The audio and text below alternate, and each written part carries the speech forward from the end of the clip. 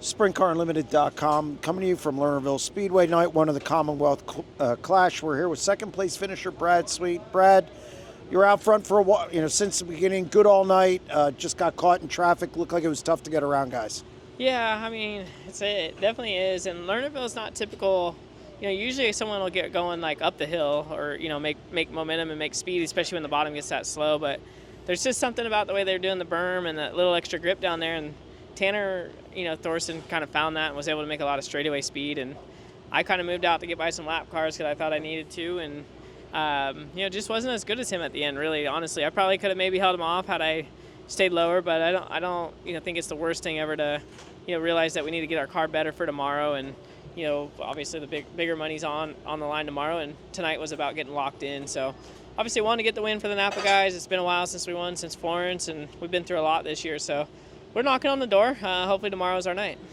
It's been a rough couple weeks. It's got to feel good just to get speed again, be running up front again, and leading laps. Yeah, I think the biggest thing about sprint car racing is it's an up and down sport, and anytime you're competing for a championship and going through a full season, you're going to fight a lot of adversity. And this year has definitely tested the limits on what I'm willing to fight adversity wise. Fighting through injuries and ups and downs, performance wise, and different crew chiefs and different crews, and but I mean that's what it takes to we're still in the hunt. We gained points tonight.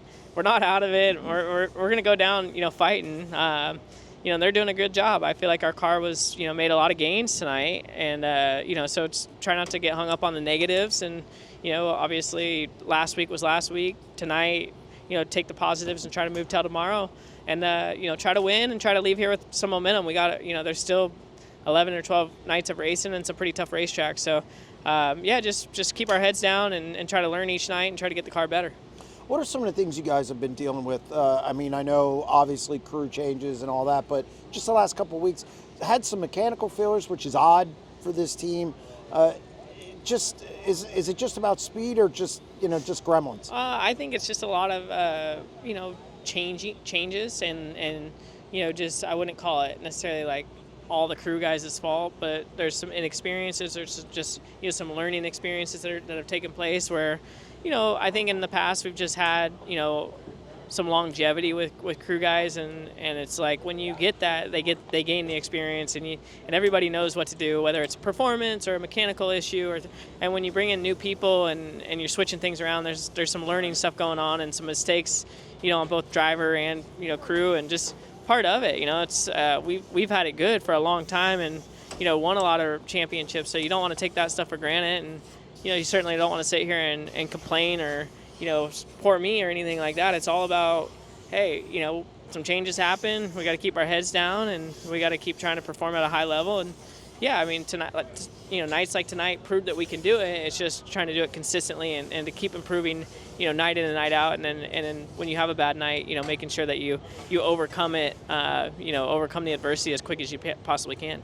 The fact that you have 6 national titles, the fact that Casey's been through this, that's got to help you guys. I mean, a lot of teams probably would not recover from it.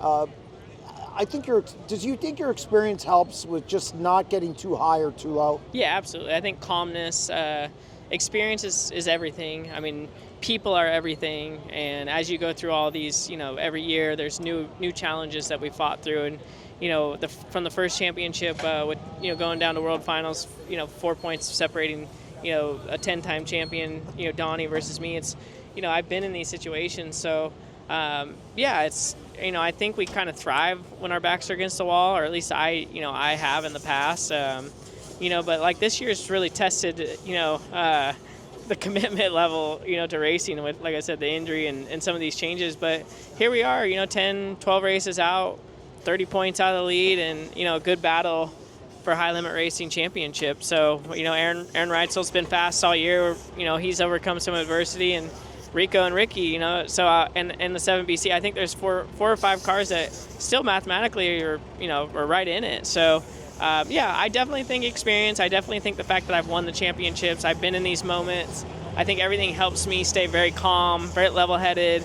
Helps me, help the guys in those certain situations where you need that little extra experience or you need that little extra knowledge. So hopefully we can close this weekend out. We take one race at a time, and hopefully we can, maybe close the season out on a strong note with a championship and some wins. Well, congratulations on a consistent run. Thank you.